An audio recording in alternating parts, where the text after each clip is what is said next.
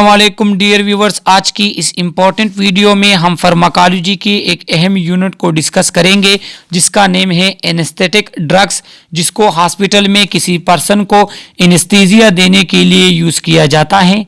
Anaesthesia वो condition होती है कि जिसमें हम किसी पर्सन के सेंसेशन को ब्लॉक कर देते हैं ताकि कोई भी मेडिकल और सर्जिकल प्रोसीजर कंफर्टेबल तरीके के साथ परफॉर्म किया जाए और पेशेंट को पेन फील ना हो। तो एनेस्थेटिक ड्रग जो है ये एक अहम यूनिट है फार्माकोलॉजी का। इस यूनिट को हमने डिफरेंट पार्ट्स में डिवाइड किया है। पार्ट फर्स्ट का वीडियो लेक्चर ये है जिसमें हम डिस्कस करेंगे कि एनेस्थीसिया किसे कहते हैं, किसी पर्सन को एनेस्थेटिक ड्रग्स के थ्रू एनेस्थीसिया किस तरह दिया जाता है, एनेस्थीसिया के स्टेजेस कौन कौन से हैं, वो कौन सा स्टेज है जिसमें हम कोई भी सर्जिकल प्रोसीजर परफॉर्म कर सकते हैं।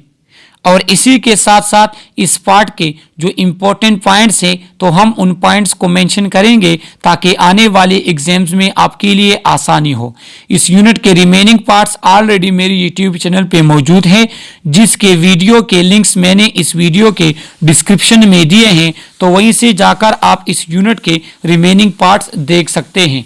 तो चलो स्टार्ट कर लेते हैं इस यूनिट के फर्स्ट पार्ट को। सबसे पहले हमारे पास है एनेस्थीसिया।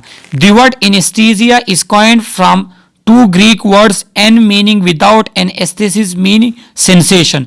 तो एनेस्थीसिया किसे कहते हैं, वो कंडीशन जिसमें कोई पर्सन विदाउट सेंसेशन हो तो हम कहते हैं ये पर्सन एनेस्थीसिया कंडीशन में है।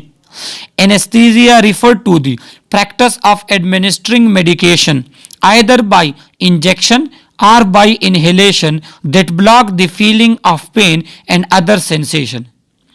एनेस्थीसिया किसे कहते हैं कि जब हम मेडिकेशन को यूज करते हैं, चाहे इंजेक्शन के फॉर्म हो या इनहेलेशन के फॉर्म में हो, ताकि उस पर्सन के सेंसेशन को ब्लॉक कर दिया जाए ताकि उसको पेन फील ना हो, या that produce a deep state of unconsciousness that eliminate all sensation, which allow medical and surgical procedure to be undertaken without causing undue distress or discomfort।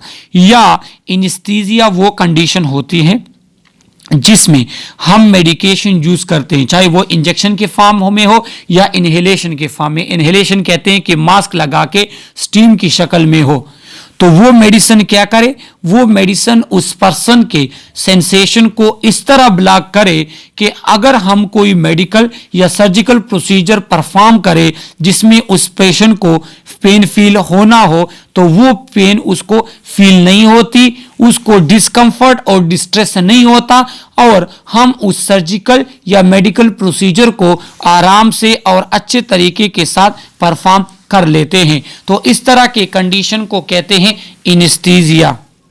कि एनेस्थीसिया में हमने मेडिसिन देकर किसी पेशेंट के sensation को स्टॉप कर दिया है।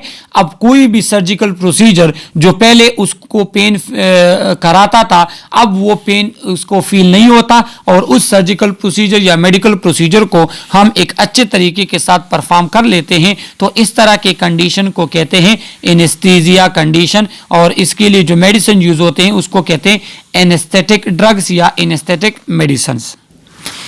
It is pharmacological induced and reversible state of amnesia, analgesia, loss of responsiveness, loss of skeletal muscle reflexes or decreased stress response are all simultaneously। तो असल में एनेस्थीसिया क्या है, एनेस्थीसिया में हम एक रिवर्सिबल तरीके के साथ मेडिसिन यूज करके किसी पर्सन को स्टेट ऑफ एमनीजिया, मतलब शॉर्ट टाइम के लिए उसकी मेमोरी को लॉस कर देते हैं, या एनाल्जेसिया शॉर्ट टाइम के लिए उसको पेन फ्री कर देते हैं, या उसके रिस्पांस को लॉस कर देते हैं, वो रिस्पांस ही नहीं देता, उसके स्केलेटल मसल के रिफ्लेक्सेस को लॉस कर देते हैं, या उसके स्ट्रेस रिस्पांस को कम कर देते हैं मेडिसिन के थ्रू। लेकिन ये कंडीशन होती है रिवर्सिबल। रिवर्सिबल मतलब इस पर्सन के हम इस एनेस्थीसिया कंडीशन से उसको बाहर निकाल सकते हैं। तो इस तरह के कंडीशन को हम क्या कहते हैं, एनेस्थीसिया कहते हैं।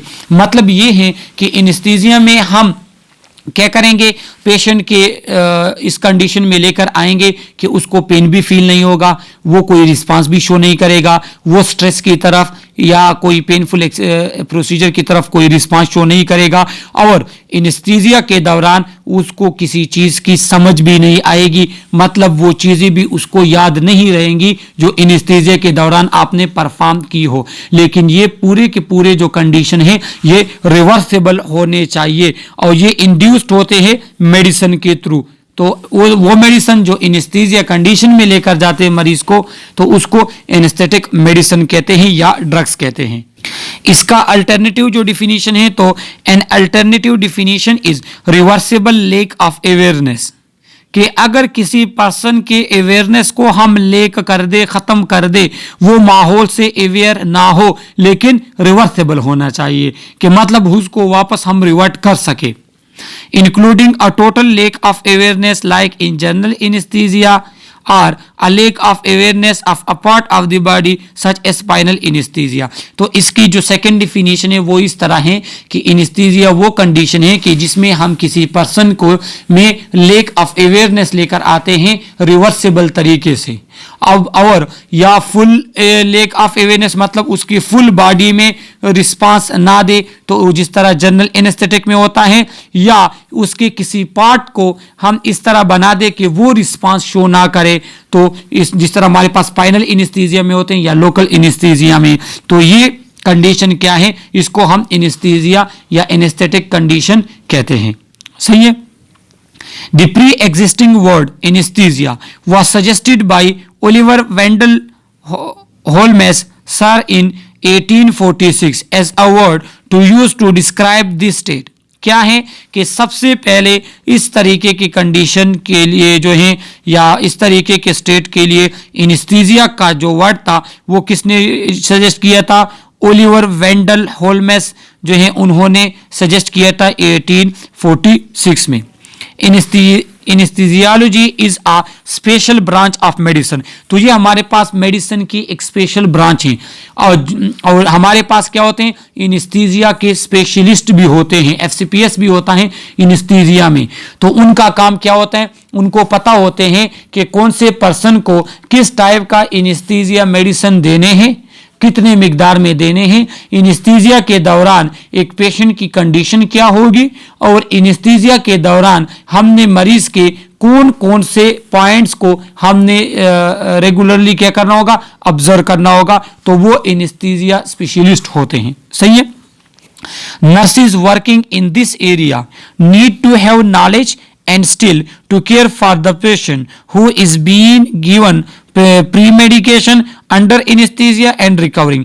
और जिस तरह हर जगह पे डॉक्टर काम करते हैं वहाँ पे नर्सिस भी होते हैं, तो ओटी वगैरह में नर्सिस का, रिकवरी रूम में नर्सिस का, या आईसीयू में जो नर्सिस होते हैं, तो उनके लिए ये ज़रूरी है कि उनको पता हो कि ये मेडिसिन जो है इनका इफेक्ट क्या होता है, मेडिसिन से पहले पेशेंट की कंडीशन क्या होनी चाहिए, एनेस्थीसिया के दौरान मरीज की कंडीशन क्या होनी चाहिए, और रिकवरी के टाइम पे उसकी कंडीशन क्या होनी चाहिए। तो इसलिए एक नर्स को इस एनेस्थीसिया और एनेस्थीसिया ड्रग के बारे में फुल डिटेल के साथ पता होना चाहिए।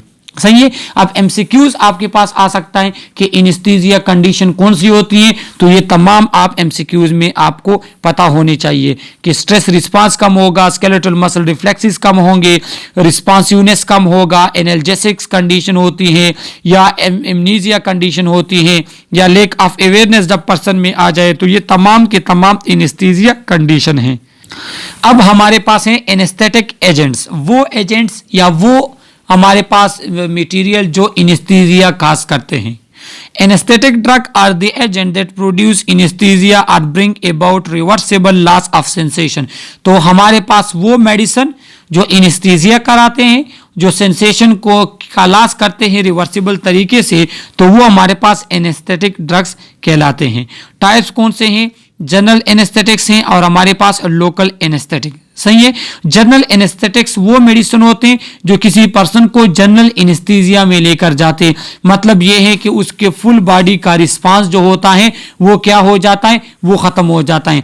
और लोकल एनेस्थेटिक वो होते हैं कि मिसाल के तौर पे आपने नाखून में कोई सर्जिकल काम करना है या नाखून वगैरह हटाना है, तो वो लोकल एनेस्थेटिक उसी जगह में इंजेक्शन लगा लेते हैं, तो वो नाखून की वो जगह सुन्न हो जाती है और आपको पेन फील उसी टाइम पे नहीं होता, तो उसको फिर हम लोकल एनेस्थेटिक कहते हैं। जिस तरह हमारे पास एजेंट जो है वो दो हैं, तो इसी तरह एनेस्थीसिया के भी दो टाइप्स होते हैं। एक होता है जनरल एनेस्थीसिया जिसमें पर्सन के पूरे बॉडी का रिस्पांस जो है वो लॉस हो जाता है एक रिवर्सिबल तरीके के साथ, और एक होता है लोकल और रीजनल एनेस्थीसिया जिसमें बॉडी का एक खास पार्ट जो है वो सेंसेशन या रिस्पांस करना छोड़ देता है। तो टाइप्स ऑफ एनेस्थीसिया हमारे पास दो हैं। सिंपल एमसीक्यूज इससे आपके पास आ सकता है। अभी हम डिटेल के साथ पढ़ेंगे कि जनरल एनेस्थीसिया में क्या होता है और लोकल या रीजनल एनेस्थीसिया में क्या होता है। General anesthesia. General anesthesia refer to inhibition of sensory motor sympathetic nerve transmission at the level of brain resulting in unconsciousness and lack of sensation. तो जनरल एनेस्थीसिया हमारे पास एक ऐसी कंडीशन है जिसमें हम सेंसरी मोटर और सिंपैथेटिक नर्व ट्रांसमिशन को stop कर देते हैं। देखो हमें जितनी भी चीजें फील होती हैं तो वो नर्व ट्रांसमिशन की वजह से फील होती हैं। तो जनरल एनेस्थीसिया में इस तरह किया जाता है कि जो हमारे पास सेंसरी न्यूरॉन होते हैं, जो हमारे पास मोटर न्यूरॉन होते हैं और जो हमारे पास सिंपैथेटिक नर्वस सिस्टम होता है वो रिस्पांस करना छोड़ देता है, इसलिए हमें कोई पेन या कोई जो है हमें जो इंजरी वगैरह जो है वो फील नहीं होती। General anesthesia for surgical procedure to render the patient unaware, unresponsive to the painful stimuli. कोई भी सर्जिकल प्रोसीजर जब हमारे पास होता है और उसके लिए जनरल एनेस्थीसिया दिया जाता है तो वो एनेस्थीसिया उस पर्सन को अनअवेयर कर देता है उस पेनफुल प्रोसीजर के से। मिसाल के तौर पे इवन दो देखो ओपन हार्ट सर्जरी भी होती है तो उसमें चेस्ट को ओपन किया जाता है, तो इसमें बोन को काटा जाता है, फिर चेस्ट को ओपन करो, फिर हार्ट की सर्जरी करो, हार्ट में रिपेयरमेंट करो, फिर ये चेस्ट बंद करो। इस तरह जो है हमारे पास क्रेनियाटोमी में स्कल को काट के उस जो है ट्यूमर वगैरह इस चीज़ों को निकाल दिया जाता है, तो इसकी भी उसी टाइम पे उस पर्सन को कुछ फील ही नहीं होता। वो रीज़न क्या होता है? वो रीज़न होता है जनरल एनेस्थीसिया, कि हमने उसके अवेयरनेस को, उसके सेंसेशन को स्टॉप कर दिया है। तो एनेस्थीसिया का ये कमाल है और इसकी इंपॉर्टेंस ये है कि इसमें बड़े से बड़ा पेनफुल प्रोसीजर जो है उसको हम इस तरीके से परफॉर्म कर सकते हैं कि उस पर्सन को उसी टाइम पे कोई पेन फील नहीं होता। Drug producing general anesthesia are called general anesthetics. तो वो मेडिसिन या वो ड्रग्स जो जनरल एनेस्थीसिया का करते हैं तो उसको हम जनरल एनेस्थेटिक्स कहते हैं। उन मेडिसिन को जनरल एनेस्थेटिक्स मेडिसिन हम कहते हैं। और दूसरा टाइप हमारे पास है लोकल एनेस्थीसिया। जिस तरह नाम से भी जाहिर है कि इसमें हम एक लोकल एक बॉडी पार्ट को क्या कर लेते हैं, सेंसेशन फ्री करते हैं। Local anaesthesia reversible inhibition of impulse generation and propagation in nerves. इसमें क्या होते हैं, इसमें भी इंपल्स की जनरेशन और प्रोपेगेशन, जनरेशन इंपल्स का बनना और उसका प्रोपेगेट होना, ट्रांसमिट होना स्पाइनल कार्ड या ब्रेन की तरफ, उसको हम स्टॉप कर देते हैं। In sensory nerve such as effect is desired when painful procedure must be perform. Surgical या डेंटल कोई प्रोसीजर होता है ना, तो उसमें क्या होते हैं, डेंटल प्रोसीजर में पहले आपके मसूड़ों में जो है ना, डेंचर में क्या कर, वो जो आपके मसूड़े हैं उसमें क्या किए जाते हैं, उसमें इंजेक्शन लगाए जाते हैं लोकल एनेस्थेटिक के, ताकि उस जगह पे आपको पेन फील ना हो, वहां के नर्व इंपल्स ना बने और वो इंपल्स ट्रांसमिट ना हो, तो उसको कहते हैं local anesthesia. Drug producing local anesthesia are called local anesthetics, जिसमें हमारे पास प्रोकेन, लिडोकेन एंड बुविकेन हमारे पास आता है। तो ये क्या है, ये लोकल एनेस्थेटिक है। लिडोकेन को सिंपली ज़ाइलोकेन भी हम कहते हैं। तो ये इंपॉर्टेंट एमसीक्यूज के लिए याद रख लें कि ये हमारे पास वो मेडिसिन है जो लोकल एनेस्थीसिया काज करते हैं। तो इसको आप एमसीक्यूज के लिए याद रख लें। प्रोकेन, लिडोकेन एंड ये हमारे पास जो है बुपिवेकेन हमारे पास, तो ये लोकल एनेस्थेटिक्स हैं। Local anesthesia inhibit sensory perception within a specific location on the body such as tooth or the in urinary bladder. तो वही बात जो मैंने आपको कही कि सिर्फ ये लोकल जगह पे, एक स्पेसिफिक जगह पे सेंसेशन को खत्म करता है, फुल बॉडी में सेंसेशन खत्म नहीं करता। बाकी आप एक्टिव होते लेकिन वो जगह पे आपको पेन फील नहीं होता। एक हमारे पास है रीजनल इनेस्थीसिया। रीजनल इनेस्थीसिया जो कि एक स्पेसिफिक रीजन, जो कि लोकल इनेस्थीसिया से ज्यादा ब्रॉड जो है, तो वो एक स्पेसिफिक रीजन जो है वो क्या हो जाते हैं, वो सेंसेशन फ्री हो जाते हैं। तो रीजनल इनेस्थीसिया क्या है कि regional anaesthesia render a large area of the body insensate by blocking transmission of null impulses between a part of the body and spinal cord। जो रीजनल इनेस्थीसिया होता है वो क्या करता है, वो हमारे पास बॉडी के किसी पार्ट को सेंसेशन फ्री बनाता है और उस बॉडी पार्ट का और स्पाइनल कॉर्ड का आपस में कनेक्शन जो है वो खत्म हो जाता है, वो ट्रांसमिशन ब्लॉक हो जाती है। तो इस तरह के कंडीशन को कहते हैं रीजनल इनेस्थीसिया। देखो हमारे पाँव में कोई भी दर्द वगैरह होगा तो वो नर्स मैसेज पहले स्पाइनल कॉर्ड को जाएगा और स्पाइनल कॉर्ड से फिर ब्रेन को जाएगा और ब्रेन आपको बताएगा कि ये किस टाइप का पेन है। तो यहाँ पे क्या होता है रीजनल इनेस्थीसिया में कि स्पाइनल कॉर्ड और बॉडी के पार्ट्स के दरमियान कनेक्शन को या नर्स ट्रांसमिशन को ब्लॉक किया जाता है। तो ये आप एमसीक्यूज के लिए याद रख ले। Two frequently use types of regional anaesthesia, तो एक स्पाइनल इनेस्थीसिया है और एक एपिड्यूरल इनेस्थीसिया है। ये दोनों रीजनल इनेस्थीसिया के टाइप्स हैं, ये आप एमसीक्यूज के लिए याद रख लें।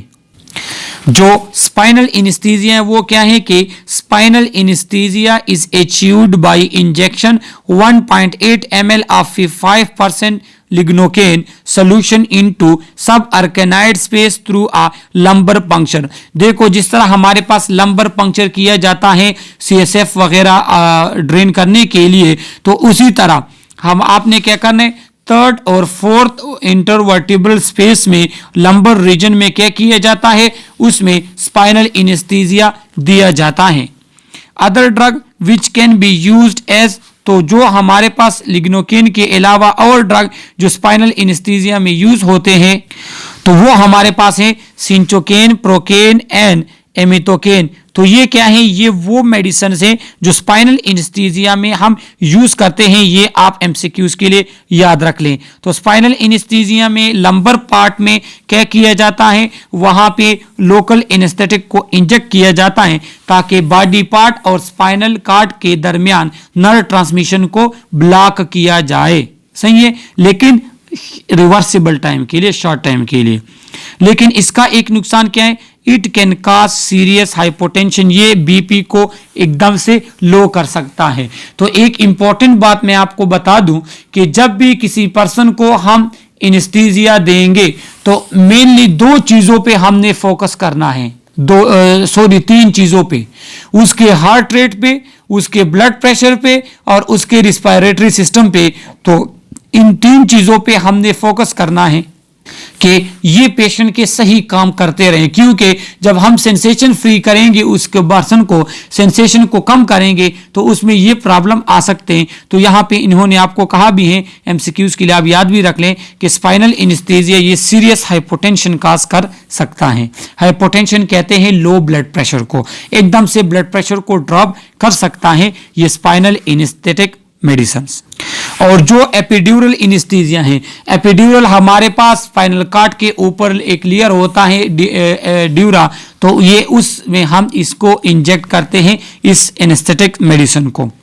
It is achieved by injecting 1 to 2% of lignocaine solution in the epidural space, मतलब epidural space में हम ये इंजेक्ट करते हैं। हालांकि दूसरा जो था वो हम क्या करते हैं, इंटरनली स्पाइनल कॉर्ड में हम इंटर करते हैं, मतलब स्पाइनल कॉर्ड तो ऊपर होता है लेकिन स्पाइनल कॉर्ड के नीचे जो सीएसएफ फ्लूइड है तो उसमें हम क्या करते हैं, उसको स्पाइनल इनेस्थीसिया में हम इंजेक्ट करते थे। यहाँ पे सिर्फ एपिड्यूरल स्पेस में हम इंजेक्ट करते हैं। It block the nerve which transverse the epidural space, और वो नर्व्स जो एपिड्यूरल स्पेस के थ्रू आती हैं स्पाइनल कॉर्ड में तो ये उन नर्व्स को ब्लॉक कर देता है। It can cause hypotension which is less severe than with spinal analgesia.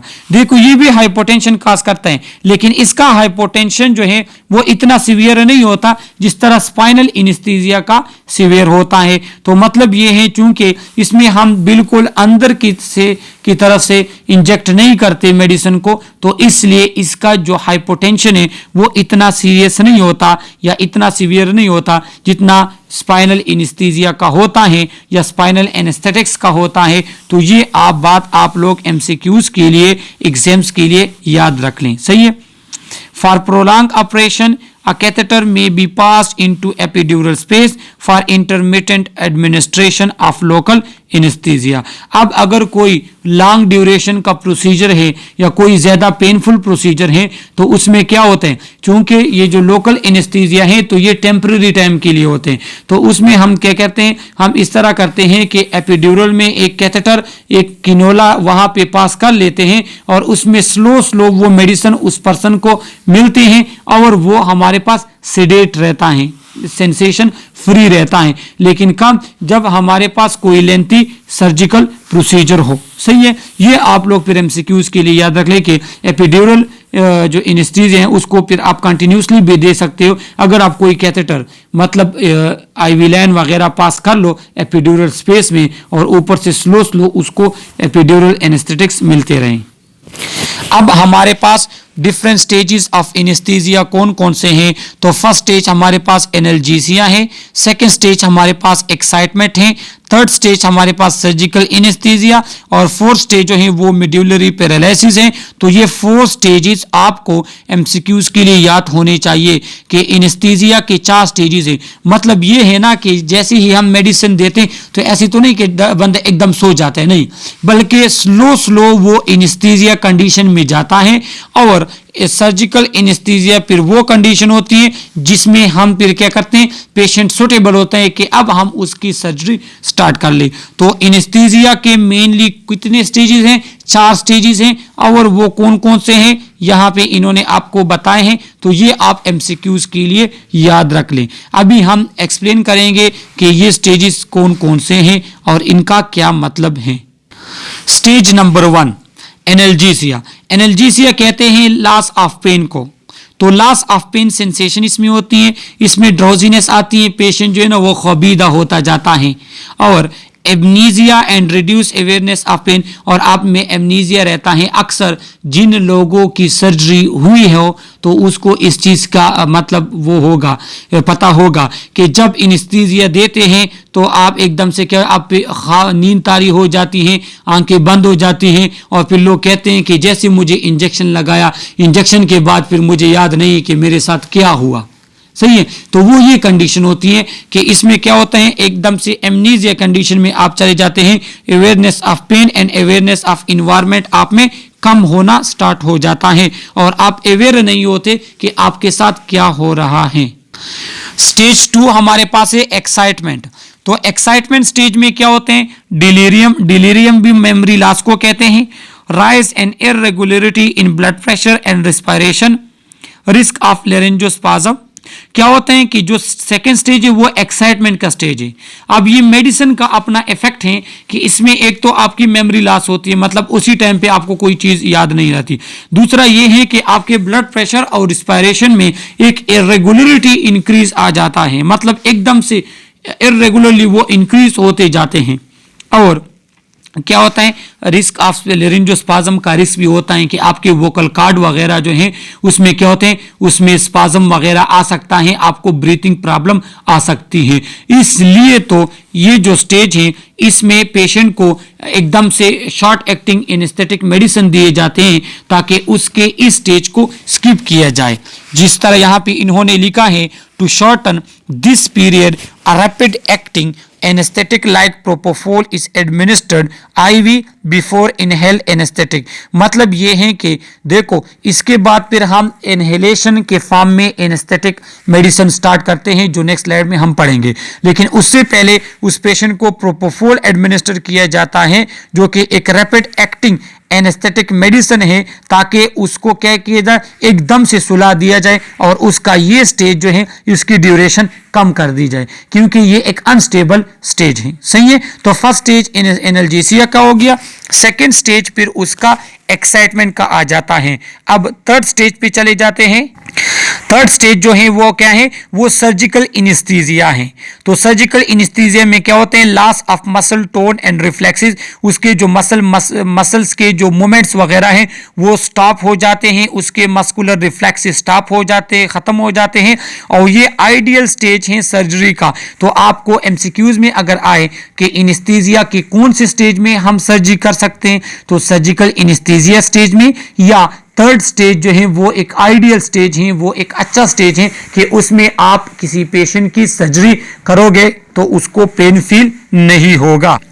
It require careful monitoring, और ये केयरफुल मॉनिटरिंग भी चाहता है। क्यों? जिस तरह मैंने आपको पहले कहा ना कि जब इनेस्थीसिया में एक पर्सन होगा तो उसके सेंसेशन नहीं होंगे, जब सेंसेशन नहीं होंगे तो उसका हार्ट रेट, उसका ब्लड प्रेशर, उसकी रिस्पायरेशन किसी भी टाइम पे स्लो, खत्म या तेज हो सकती हैं। तो इस चीजों का फिर आपको पता होना चाहिए। अगर उसका हार्ट रेट एकदम से खत्म होता है, स्लो होता है, ब्रेडिकार्डिया में जाता है या ब्रेडिपनिया में जाता है या वो हाइपोटेंशन में जाता है, तो आपके पास इन तीनों के लिए वहां पे अरेंजमेंट होने चाहिए। तो अगर रिस्पायरेटरी प्रॉब्लम आती है तो वेंटिलेटर होना चाहिए ताकि आप उसको डायरेक्ट इंटुबेट कर सको। अगर आपके पास जो है हार्ट के प्रॉब्लम आते हैं तो वहां पे आपको एड्रेनलिन वगैरह मेडिसिन होने चाहिए। इसी के साथ अगर ब्लड प्रेशर का मसला आता है तो आपके पास क्या होने चाहिए, वेजोमो कंस्ट्रिक्टर वगैरह होने चाहिए, नार एड्रेनलिन वगैरह, ताकि आप उसके ब्लड प्रेशर को मेंटेन रख सको। और स्टेज 4 क्या है? स्टेज 4 है मेड्यूलरी पैरालिसिस।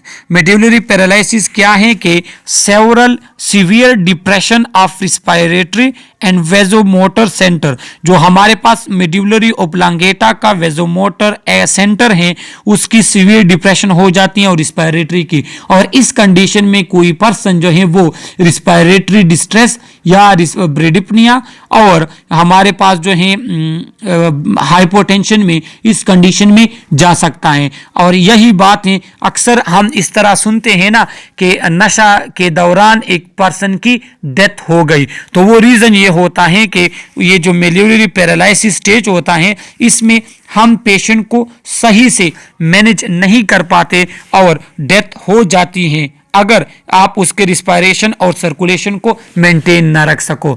तो इस 4 स्टेज से हमें क्या मालूम हुआ?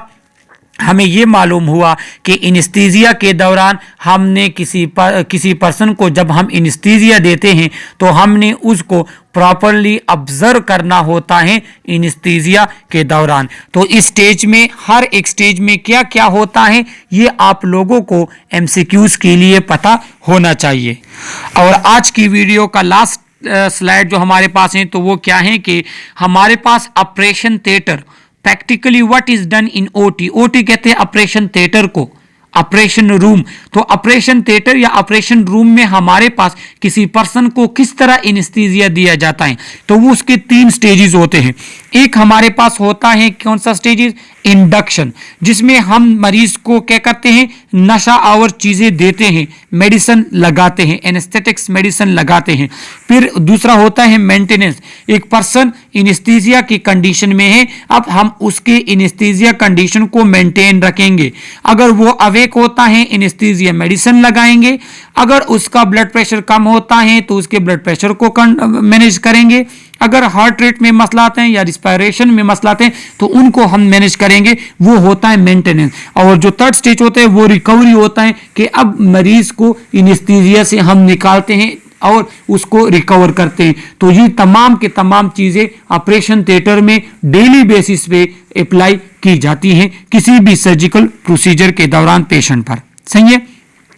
Induction या induction time, it is the period of time which begin with the beginning of administration of anesthesia to the development of surgical anesthesia. Induction time MCQs आ सकता है, तो ये वो टाइम है जिसमें मेडिसिन इंजेक्ट किया आपने, एडमिनिस्टर किए और वो पर्सन सर्जिकल एनेस्थीसिया के कंडीशन में चला गया, तो इसके दरमियान जो टाइम है इसको इंडक्शन टाइम कहते हैं। सही है। जिस तरह हम फर्स्ट स्टेज से लेके तीसरे स्टेज तक जो टाइम है इसको इंडक्शन टाइम कहते हैं। ये प्रीवियस स्लाइड में जो हमने स्टेजेस पढ़े ना, तो फर्स्ट स्टेज से लेके थर्ड स्टेज तक जो टाइम है तो वो हमारे पास क्या है, इंडक्शन टाइम है। Induction is generally done with IV anaesthetic like thiopentone, sodium and propofol. और जो इंडक्शन होता है तो वो IV एनेस्थेटिक मेडिसिन के थ्रू होता है, जो हम पेशेंट को लगा लेते हैं और वो क्या हो जाते हैं, एनेस्थीसिया कंडीशन में उसके सेंसेशन वगैरह लॉस हो जाते हैं और एनेस्थीसिया कंडीशन में चला जाता है। सेकंड चीज क्या होती है, अब हमने पेशेंट को तो सुला दिया, लेकिन अब इसको इसी कंडीशन में मेंटेन किस तरह रखते हैं, वो है second phase, sustaining the state of anesthesia, usually done with an admixture of nitrous oxide and halogenated hydrocarbon। हम क्या करते हैं, पेशेंट को मास्क के थ्रू नाइट्रस ऑक्साइड और हेलोजिनेटेड कार्बन्स दिए जाते हैं और वो पर्सन उसी एनेस्थीसिया कंडीशन में रहता है और उधर उसका सर्जिकल प्रोसीजर कंटिन्यू होता है। ये उसका मेंटेनेंस फेज है। और थर्ड फेज क्या है, at the end of surgical procedure administration of anaesthetic stop and consciousness regain recovery time. Recovery time में क्या होता है कि जो एनेस्थीसिया के मेडिसिन उसको मिल रहे थे उनको स्टॉप किया जाता है और पेशेंट को रिकवर किया जाता है वापस उसके अपने कंडीशन में। तो ये हमारे पास 3 फेजेस हैं, इंडक्शन, मेंटेनेंस एंड रिकवरी, जो आप लोगों को एमसीक्यूज के लिए पता होने चाहिए। अब लास्ट में हमने इंपॉर्टेंट 2 चीजें पढ़ी, एक स्टेजेस पढ़े जो कि हमारे पास 4 स्टेजेस थे एनेस्थीसिया के, कि कौन से स्टेजेस में कौन कौन से चेंजेस पर्सन में आएंगी। और एनेस्थीसिया जब हम देते हैं तो उसके 3 फेजेस होते हैं। एक फेजेस हमारे पास इंडक्शन का होता है जिसमें हम मेडिसिन देके मरीज को सुलाते हैं, दूसरा उसकी एनेस्थीसिया को मेंटेन रखते हैं, उसमें हम इनहेलर के फॉर्म में एनेस्थेटिक मेडिसिन देते हैं, और थर्ड फेज हमारे पास रिकवरी का होता है। तो ये फर्स्ट पार्ट का हमारे पास वीडियो लेक्चर था। इसमें आप लोगों को कोई भी क्वेश्चन हो थ्रू कमेंट आप हमसे पूछ सकते हैं। नर्सिंग और पैरामेडिक्स से रिलेटेड जितने भी वीडियोस लेक्चर हैं वो आप लोगों को मेरे चैनल पे मिल सकते हैं, लिहाजा आप लोग मेरा चैनल सब्सक्राइब करें और अपने जूनियर्स, फ्रेंड्स और सीनियर के साथ हमारे चैनल को का लिंक शेयर करें ताकि वो भी इस चैनल को सब्सक्राइब करें। आप जिस कॉलेज या जिस सिटी से हमारा वीडियो देख रहे हैं तो प्लीज़ कमेंट में आप अपना कॉलेज या सिटी मेंशन कर दीजिएगा। Okay, thank you.